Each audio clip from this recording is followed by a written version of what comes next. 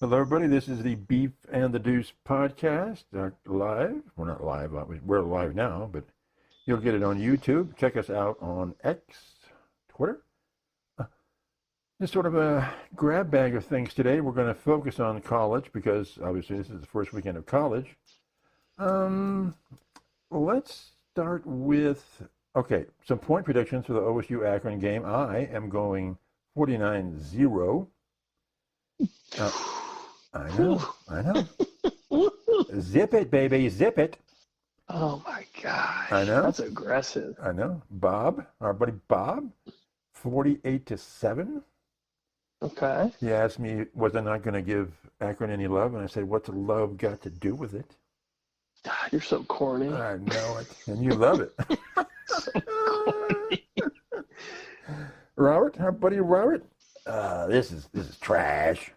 He got 63-13. Where's he coming up with 13? I don't know. Oh, goodness. That's a lot of points. That's a lot. Whew. It's got to be like in the fourth quarter with the fifth string in or something. And that's kind of where my prediction is. I think it's Where are you going? It's hot and heavy in the first half. Like, it's very quick. Yeah. And then I think there's going to be a lot of second, third, maybe even fourth stringers that play, especially in these next, not handful of games, but this next month. Yeah. There's going to be a lot of that, I think. So I'm thinking I'm going to go 56-7. 56-7. I'm going to go 5-6-7. And you're assuming that seventh point comes in the fourth quarter somewhere? At some point, yeah. Yeah. Okay. Or some freak play where it's like a broken play and they score. Okay. Right. Whatever. But I think I think the Chip Kelly offense is going to be quick. I think it's going to be quick, fast, and I think Ryan Day has to prove a point. I get it's against Akron, whatever, but like you need to assert dominance early in the season. Yeah, and for him, open up the eyes of everybody in college football. Like we're here. And for him, I think, he had a lot of points, but it's those shutouts, baby. Yes, I think you need to come in. You need to come in strong. Under 10, yeah.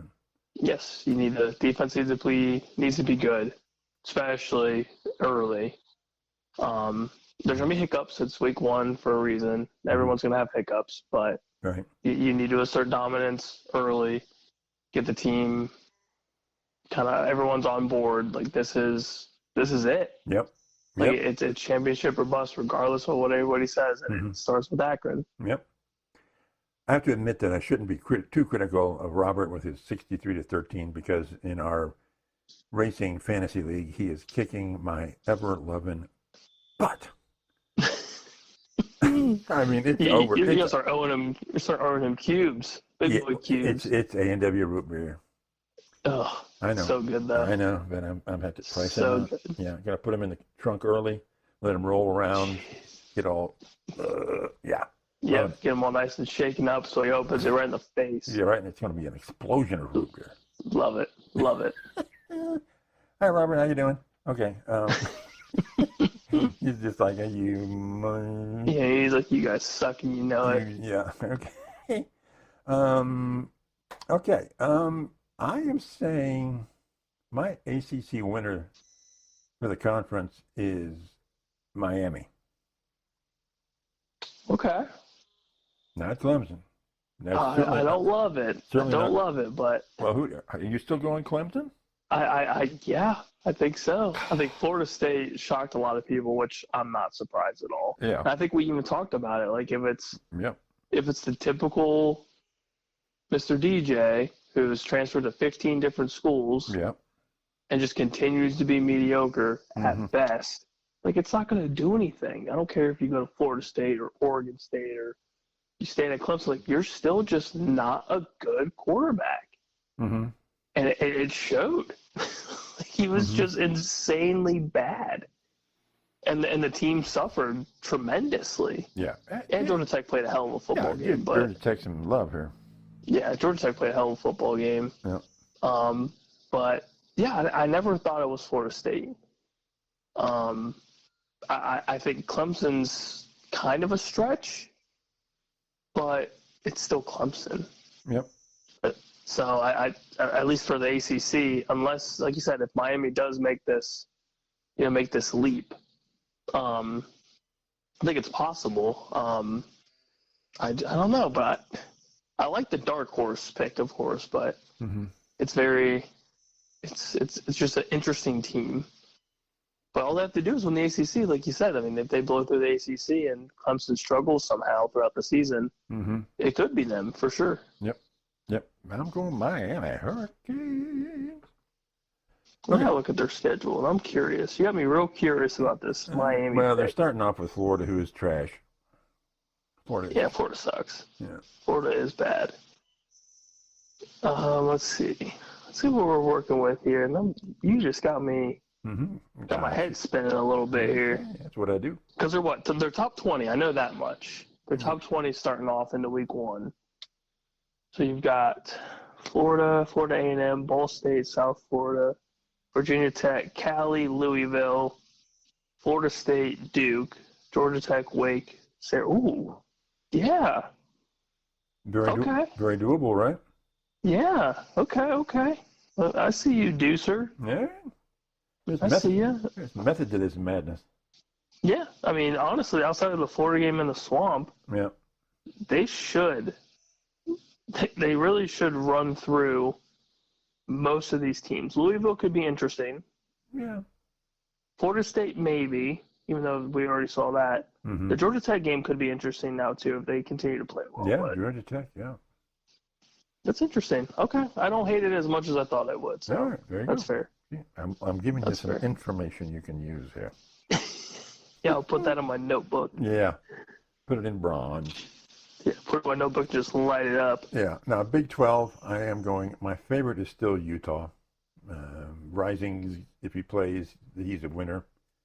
Yeah, he's also 65. Yeah. He's played, 12 years in the college game now or something like that? Brutal. Must be nice. My other one could be Oklahoma State, but I'm going to go with Utah.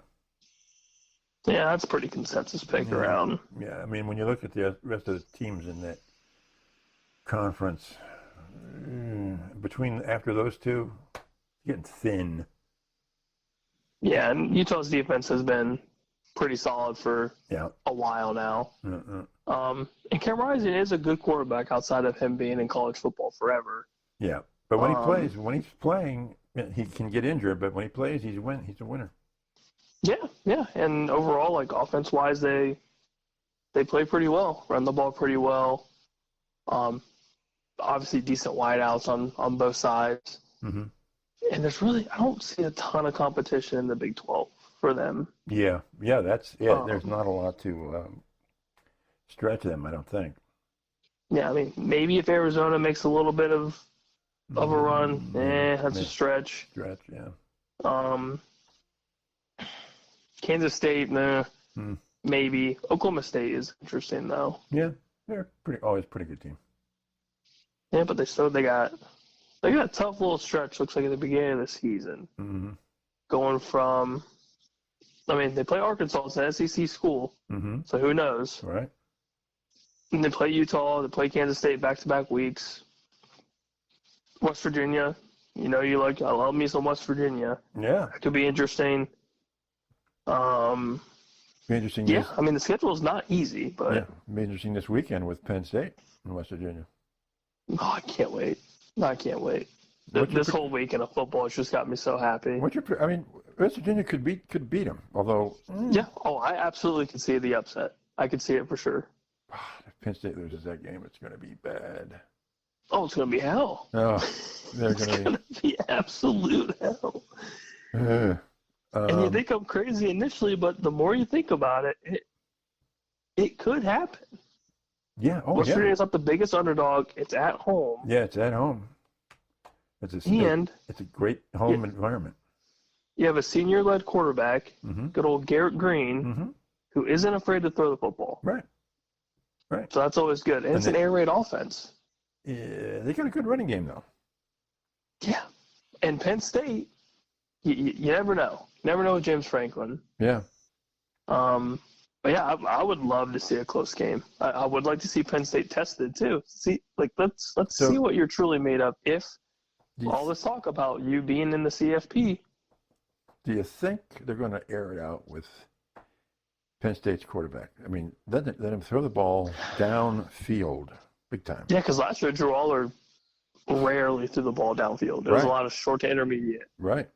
Which is why he had such a high completion percentage, and his touchdown interception ratio was like.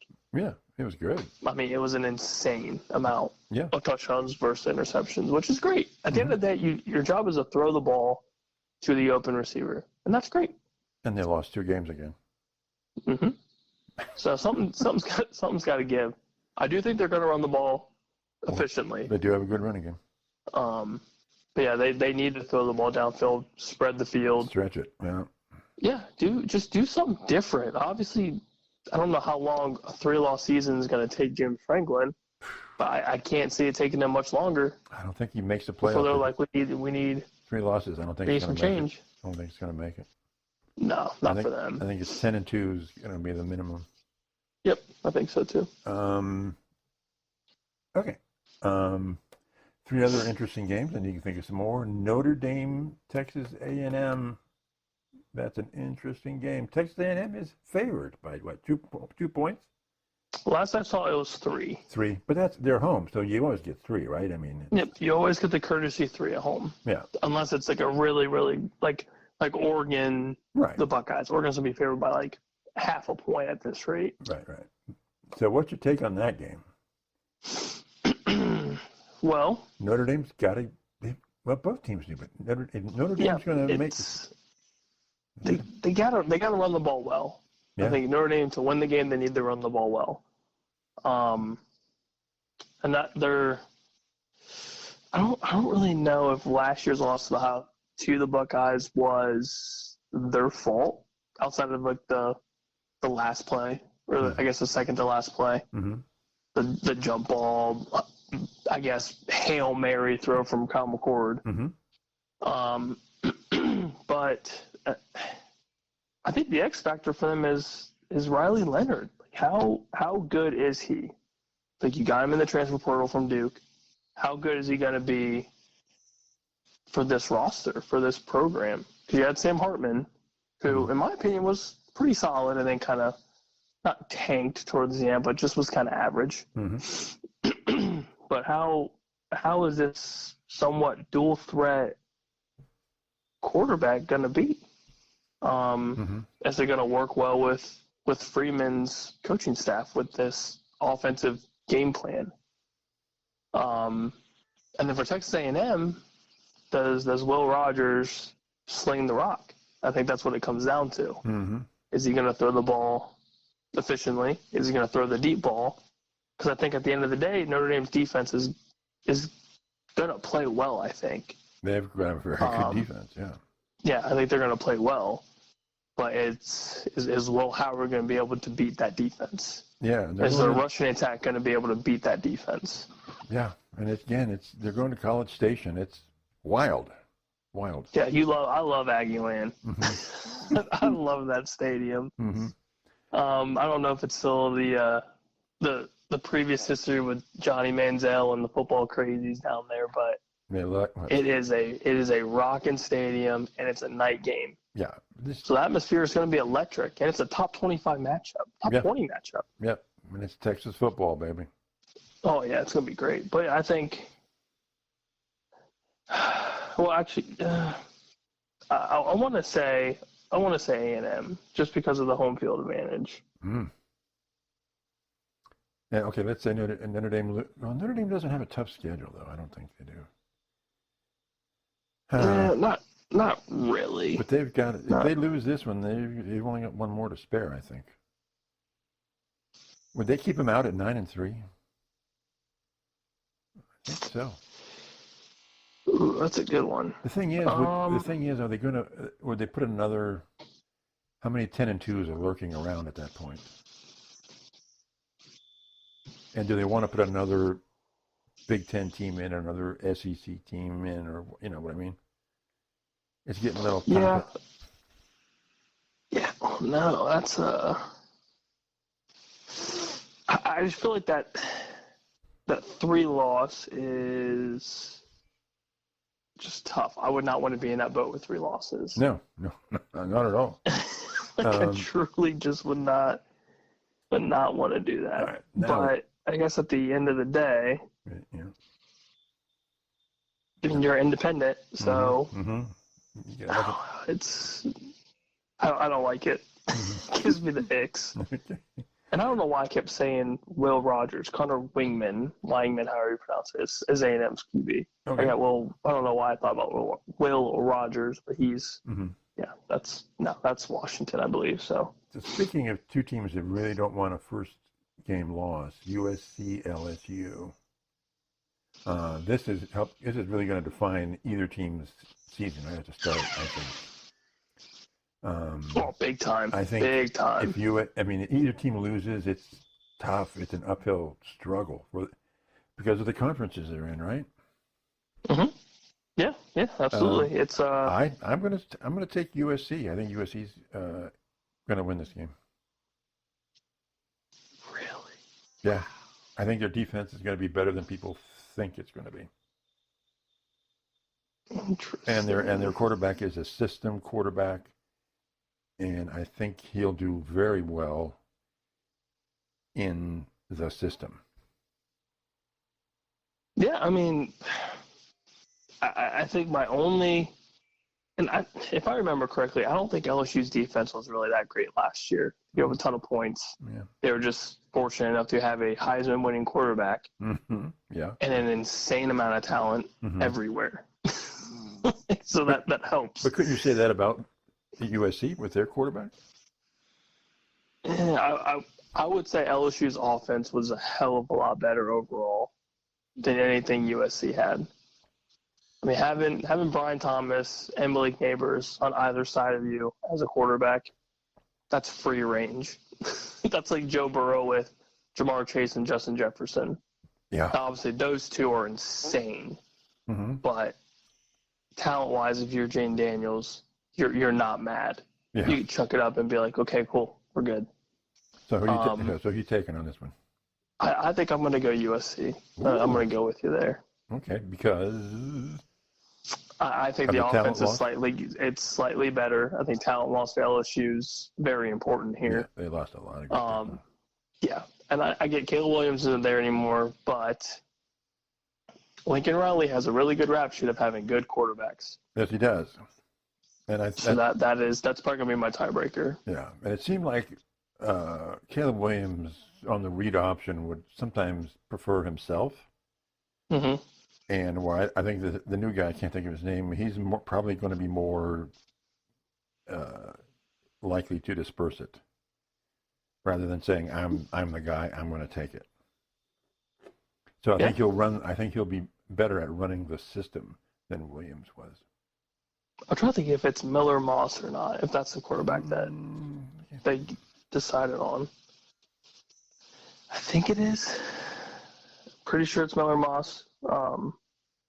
Let me see. Let me double check. I think he played in the Holiday Bowl. Yeah. Yep. Did really well. 372, 6 touchdowns. Yep. Yeah, that's pretty good. Yeah, that is not bad. It is pretty okay.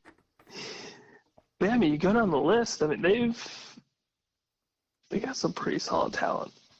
Yeah, they do. On the offensive side of the ball. And if they can, I think someone described their defense as being talented but directionless. They were pretty good people without a plan. It makes a lot of sense as to why so many points were let up. Yeah, and some people think, well, the new defensive coordinator has a better plan.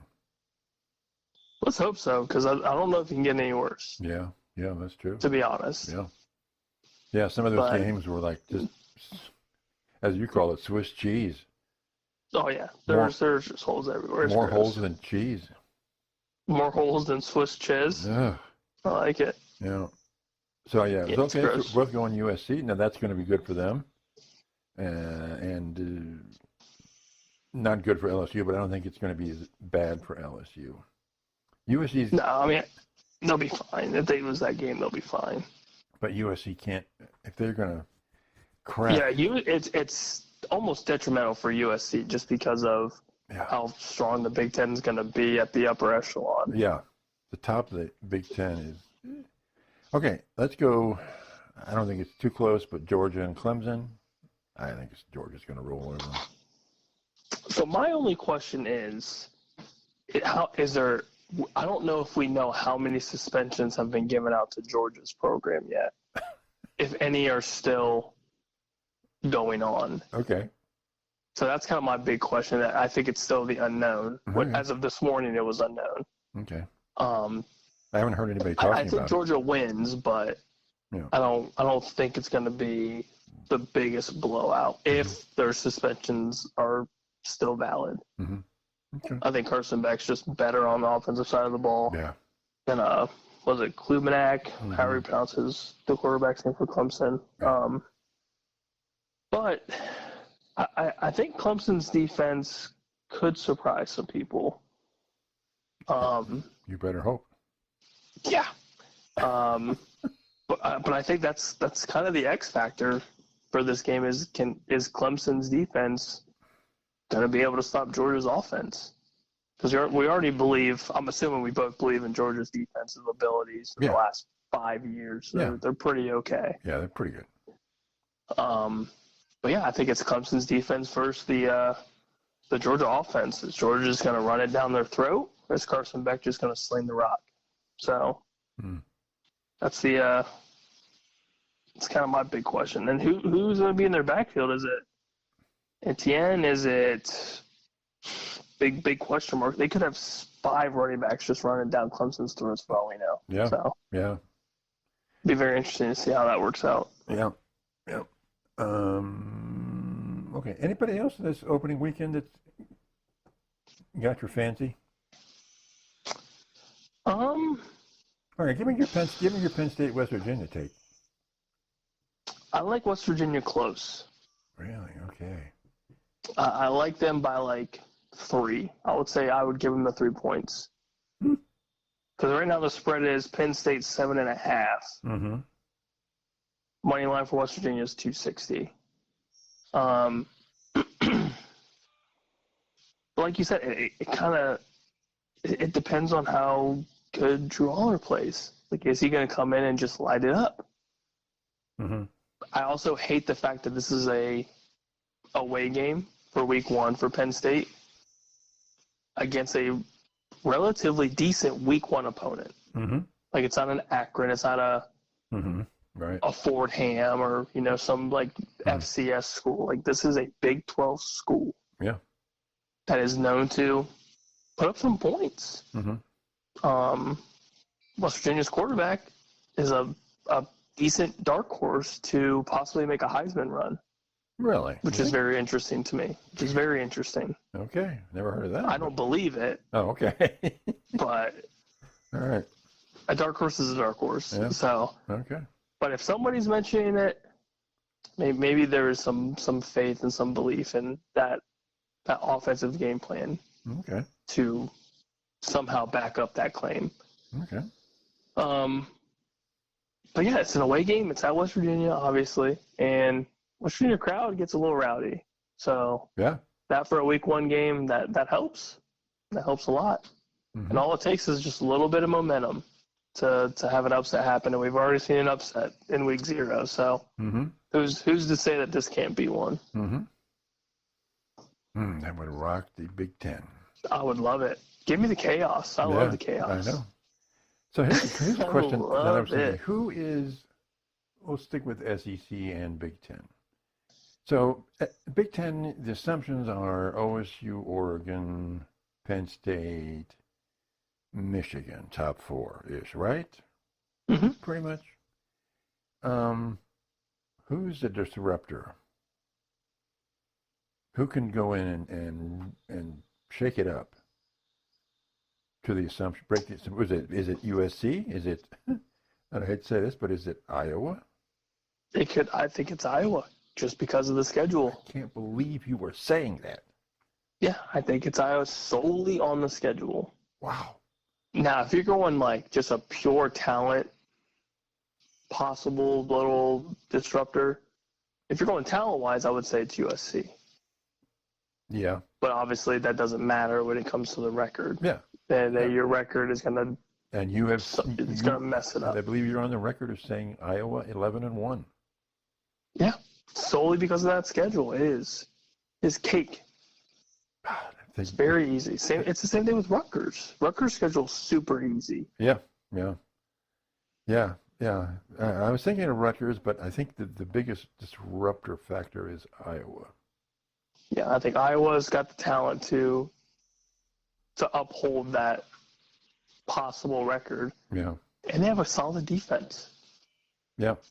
Solid defense is going to be a new style offense, I would assume, with the new coordinator. Mm-hmm. I would hope it's not nearly as boring. Right. Well, but lately, Iowa's been able to run the football well. They've never had a quarterback that could throw the ball decent at all. So yeah, that's kind of their big thing. And they got old Cade back, so that's going to help. Yeah. I can't think of his name. Bruce Feldman on Eisen's show says he thinks that Michigan could go 8-4. 8-4. Yeah, Rich Eisen didn't like that comment, but Rich Eisen just doesn't think Michigan cheated either. I know. Yeah. I kind of take his stuff with a grain of salt. Yeah, but it was Feldman. That's just me. Then he says Feldman could definitely see 9-3 because they have a tough schedule. Okay. Interesting. But it wouldn't surprise me. He said it wouldn't surprise me if they were 8-4. Now that's not acceptable, is it? At Michigan. I would say no, but it's also first-year head coach who coached 6 games last year. Exactly. Yeah. Okay. And he's not. He's the okay. Yeah, I agree. I see it, but yeah, 8-4. Now, do I think after that they're going to be like they're not going to be happy about it? They're absolutely going to be pissed about it. But if there's any sort of season to not play well, I would say it's year one, with you losing a lot of talent to the draft, losing Harbaugh to the Chargers. I wouldn't say it's a huge rebuild, but you had some guys transferred out. Yeah, Connor Stallion's not there anymore. Yeah, you don't have the cheater of the cheaters. Yeah, it's hard. It's hard to play legit. Yeah. Okay, so we're both saying Iowa with a side order of USC on the disruptor, right? Okay. Yeah. Who would that be on? Who are the top 4 assumptions? Obviously, Georgia, Texas, Alabama, and Ole Miss, Missouri. Yeah, I would say Ole Miss is a 4, then the disruptor could be Bama. Yeah. See, I think, especially if I'm looking at SEC as like a 2-team assumption, it's Georgia and Texas, and I think Alabama is going to sneak up and kick somebody's butt. Okay. I think Alabama is they're not afraid of anybody. They have no reason to be. Their heritage is we're not afraid of anybody. They had a good recruit. They've got a finalist, natty finalist coach. I think the biggest surprise will be Alabama. Probably knocking off Texas. I can see it. Yeah, we've talked about the whole Quinn Ewers thing. I'm not the biggest fan. I think he's good. I don't think he's great. Georgia's definitely the daddy of the SEC right now until somebody can knock him off. Right. But I don't think we're ever. And Ole Miss is interesting because they have Lane Kiffin, who's an offensive, I guess you could say, genius. Yeah. To an extent. Bama's interesting. Bama's very interesting because I don't think anybody's putting any faith into them with the new head coach. Yeah, I think people are saying they'll be good. They'll have a winning record, 9-3, whatever. But I think they can rock the top. Yeah, especially if they buy into a new coaching style. Right. If you buy into any program or into any sort of style like that obviously benefits not only the coaching staff, but it benefits your program, benefits your team. Right. So, yeah, if they bought in already, and it doesn't sound like there's anything negative coming out of Bama's camp, so that has to mean something. Yep. Okay. No news is good news. So we're kind of in agreement there, too, huh?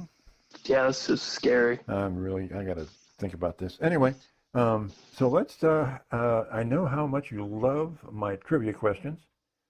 Love them. Just love them. The enthusiasm in your voice isn't quite what I would have expected. But anyway, here's the question for you. What athlete has won a Super Bowl, has a Super Bowl ring, and an Olympic gold medal? Oh, jeez. Super Bowl ring and a gold medal. What the hell? What is this? Oh, God. I know it's probably going to be Jack. Are you able to give me where they went to school, college-wise?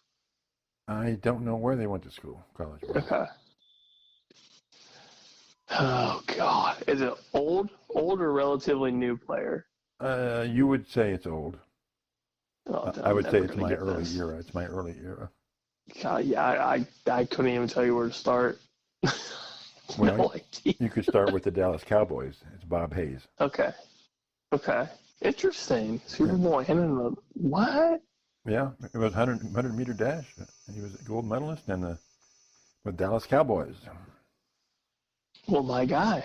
My guy. I knew you were going to hate me for that way, being it's a Cowboy. Yeah, because there's nothing else good coming out of Dallas camp outside of the CeeDee Lamb extension, finally. Okay, now, which leads to my next question. What is going on with Jerry? Okay, CeeDee gets a nice deal, right? Oh, I love it. Micah doesn't get Michael doesn't get an extension. Dak doesn't get an extension. What is going on here? Because we can't afford anything. Well, the longer he waits, the more it's going to cost him. Yeah, and it sounds like, as much as I don't want this to happen, the more I see, the more I read, it sounds like Dak's staying. But what do you mean? I don't understand how we're going to have Dak and afford Micah Parsons. Because Mike is going to get paid. He has to get paid.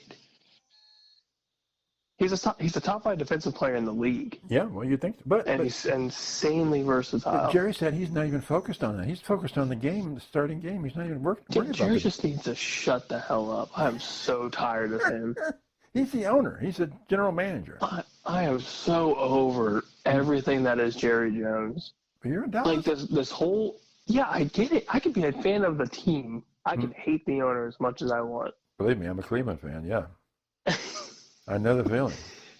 It's this whole holding out for CeeDee's contract until here recently was stupid. Mm-hmm. You know damn well going into OTAs or even the off season before anything even starts, you are paying that man. Mm-hmm. There is no way in hell you are letting CeeDee Lamb walk. But they just put up an insane amount of yards last year. Then why not Micah and Dak? Because I don't think we can afford it. We need to put a team together. But I don't think you can, especially with the guaranteed money now, how all of that's just blowing up. But does Dak go into free agency next year and say the hell with it? I hope so. Solely for the fact that if he stays, we can't afford anybody. Like, there's no way. There is no way you're affording anybody else if you extend Dak. What can they do with Micah, though? Hope for the best. Hope for the best. That he doesn't leave. Not exactly a strategy. Exactly, but they've handcuffed themselves because of this Dak deal. But can't they restructure? I mean, the Browns restructured Watson, for God's sake. I mean, I would hope so. I would hope at some point, if they truly... If Dak can open my eyes to something that is positive outside of the regular season, and he does something to prove I am worthy of top 5 money, top 10 money, then okay. Well, I hope he gets some sort of an extension that doesn't just completely handicap the entire program. But the way that everything is set up now and how much he's getting paid now, his extension is going to be over $60 million a year. Right. Well, can they, because Dak's on the last year of his contract, can they not, for some whatever reason, can they not restructure it? They have to either give him an extension. I don't think so. So they're stuck? They can't actually? Yeah, because he's on the I last think they're year? stuck. Yeah, I think they're stuck. Who's fuck? I mean, pardon my French. Whose fault is that? No, you know what I mean? It's Jerry Jones's fault. It's Jerry Jones's fault. Yeah, it's always been Jerry Jones's fault. But because he fell in love with the Dak regular season Dak, which again, like we've talked about numerous times, regular season Dak is great. He's a great regular season quarterback. Cool, man.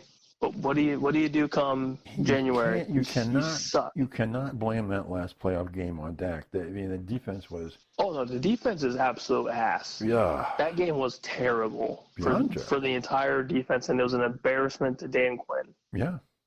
It's unacceptable. But the Packers are also a play or two away from going to the freaking Super Bowl. Yeah. So I give the Packers credit when credit's due. And they also own our ass, so I can't even be mad about that either. It's Packer Stadium in Dallas. Yeah, it's AT&T Stadium. It is Cheesehead Stadium. So it's annoying. So is Jerry still buying into the Dallas is the premier team in the country? We're America's team, and he thinks it's worth more than that star on the helmet? Yes. So a lot of people don't buy that anymore. Yeah, and the thing is that is frustrating to me. If something's not working, he doesn't change it unless it's too late. So like Jason Garrett, perfect example. We were so average for so long with him. Mm-hmm. And then it took you so long to figure that out, and then you boot him. And now we have this Mike McCarthy ordeal where we had, one or two decent regular seasons. Like last year we played well in the regular season. That's fine. The last 3 years, it's 12-5. Yeah, but we don't do anything after. That's a problem. Well, yeah, but how do you, it's, okay, so, but isn't the fellow you were talking about before, McCarthy, aren't they perfect coaches for Jerry, though? Because Jerry just, they're Jerry's puppet. Right. Well, isn't that what he wants? And that's where I'm coming with this issue of Jerry is just reluctant to change. Well, until he leaves or until he wants to change something that is more beneficial to the team than him, we're not going anywhere. Like first off, we didn't draft a running back. That's red flag number one. Yeah. We didn't have a freaking running back, and you're just saying we're going to re-sign our long snapper because we truly need him. Oh, desperate. Yeah. Like, get the hell out of here. Like, give me a break. Yeah. And then red flag number two, Dak's on the last year of his contract. Everyone knows that. He didn't draft a single quarterback in any round. Mm-hmm. Cool. You have Trey Lance, who's just a turnover machine. Absolute train wreck. Cooper Rush is just a very average backup quarterback. Mm-hmm. Did well for us when he started, which is great. But he's not someone who doesn't take you to the playoffs and win games. Mm-hmm. He's just not. He's not that good. Mm-hmm. What, am I missing something? No, I think you've nailed all the problems. Like, am I missing something? And you took forever to sign CeeDee Lamb, who is a premier receiver in this league, because you thought you could bully him.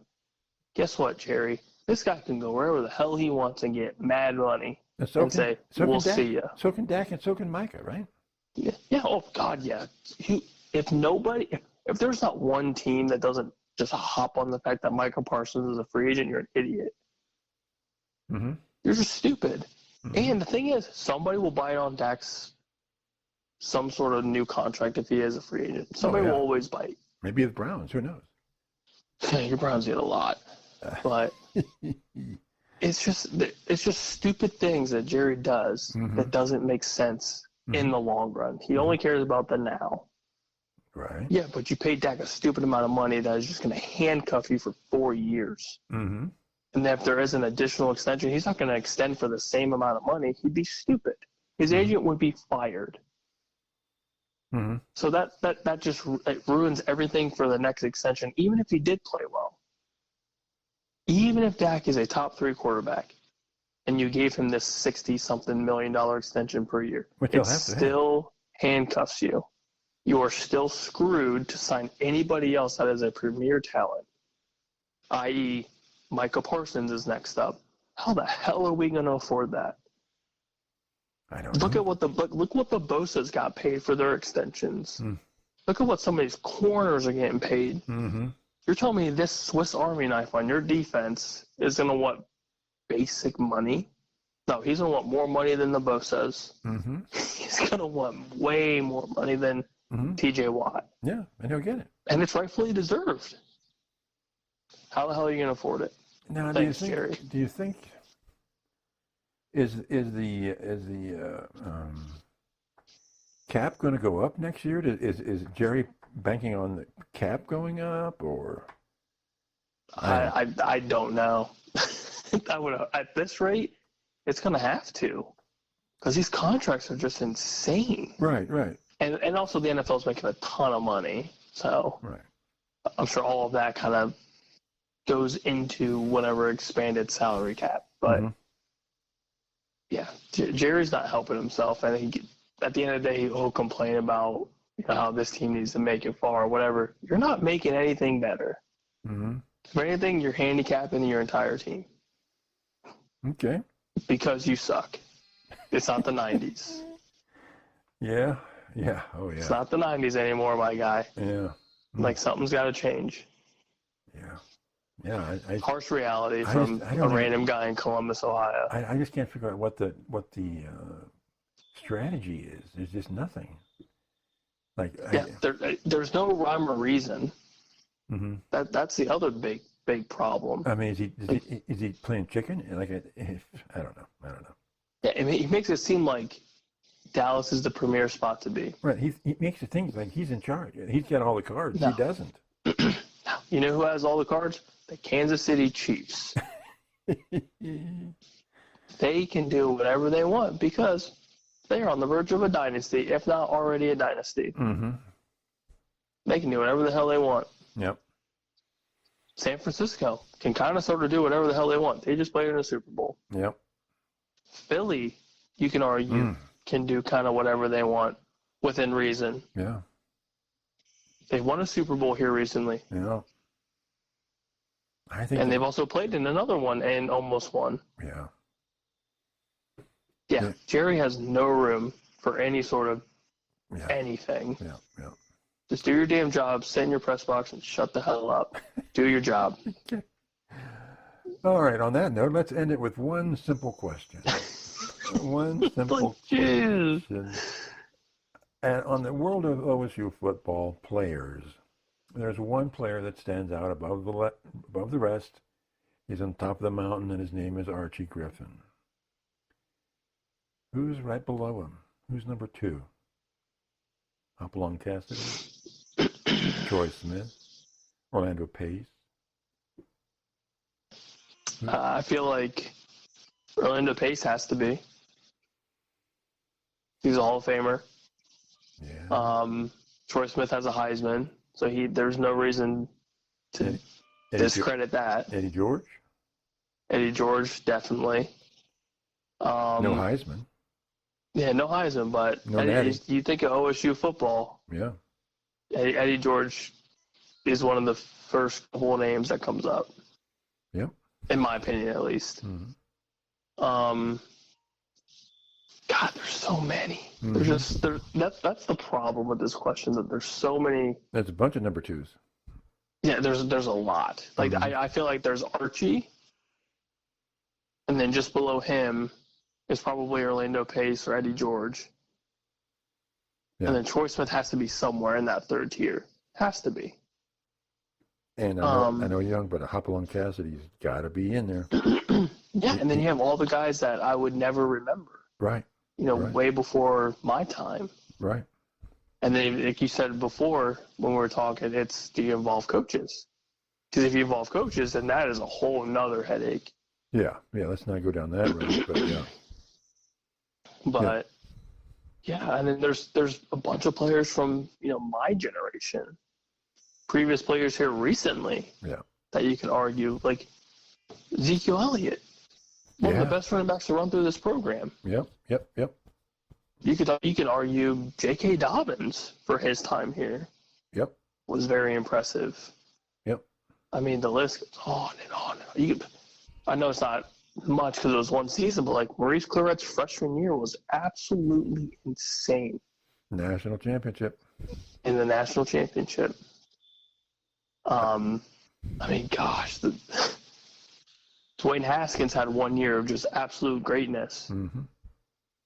Justin Fields, one of the best, if not one of the best quarterback in OSU history. Mm-hmm. Like, it's insane. The talent that's come through this program is unbelievable. Yeah. And then you go to the defensive side of the ball. I mean, geez. Yeah, Jack Tatum. Yeah. The linebacker trio that was A.J. Hawk, Bobby Carpenter, and Schlegel. Mm-hmm. I know that's 3 players, but like that trio was scary as hell. Mm-hmm. Not to mention the backfield of, God, take your pick. In the secondary, but yeah, I mean, there's a lot of good players, a lot of great players. Mm-hmm. That's a tough question. Yeah, I feel like you'd have to do it in tiers to get everybody that's worthy of even being considered. But yeah, it's definitely Archie 1, Pace 2. I would say Troy Smith's probably 3 or 4. And then everybody else is just kind of clumped together. Why Troy Smith? That's the Heisman. And his career at Ohio State is very impressive, again, in my opinion. No natty, of course, which is kind of the downfall for him. Mm-hmm. But like, he definitely needed one to cement that legacy. But his Heisman season was pretty okay. Mm-hmm. Just pretty okay.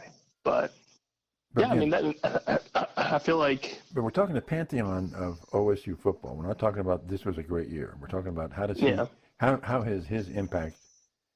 has his play impacted overall the Ohio State University football legend. That's what we're talking about. I feel like it set the threshold of how good you have to be as a quarterback. And I think it started from there on.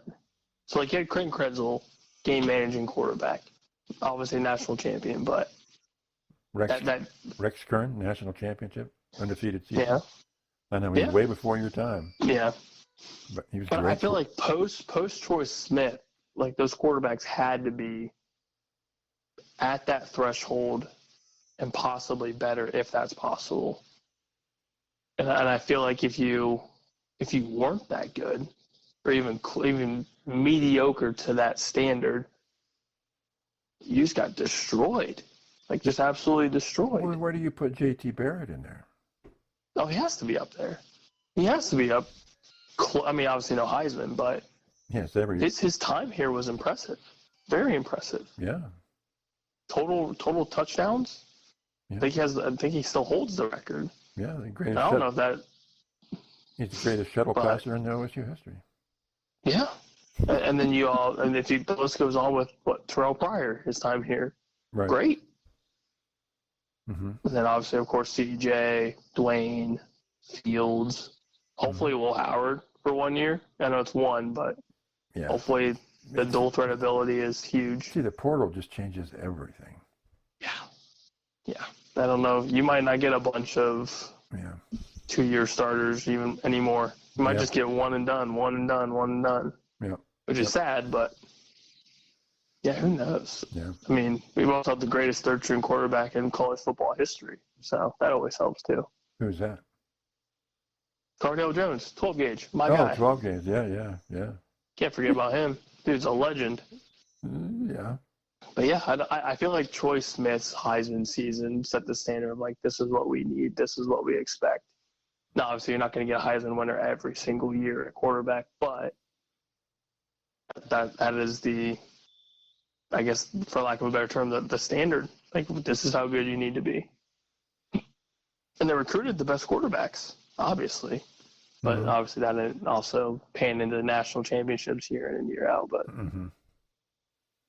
Okay. All righty. That's good information because that's tough. After Archie, it's a little murky. Yeah. I feel like Orlando Pace is definitely a name that's like, yeah, it makes a lot of sense. Yeah, Orlando is. What, number 1 overall pick, NFL Hall of Famer. Yeah. Obviously a great Buckeye. Yeah. Yep. And then everything else is kind of like you can pick and choose and argue it. It would almost make sense. But I think a lot of people would say would pick Eddie George over Troy. Just that makes sense. I wouldn't argue it because he came back and did a lot for the Buckeyes and the program. Mm. I mean, good dude, good person, all that stuff, and that matters. Yeah, that's huge from a legend point of view. Anyway, that absolutely makes sense. Absolutely. All right. Well, that's it for us. We're coming back at you, and we'll talk more pro. Good stuff. Okay, talk to you guys later. Bye.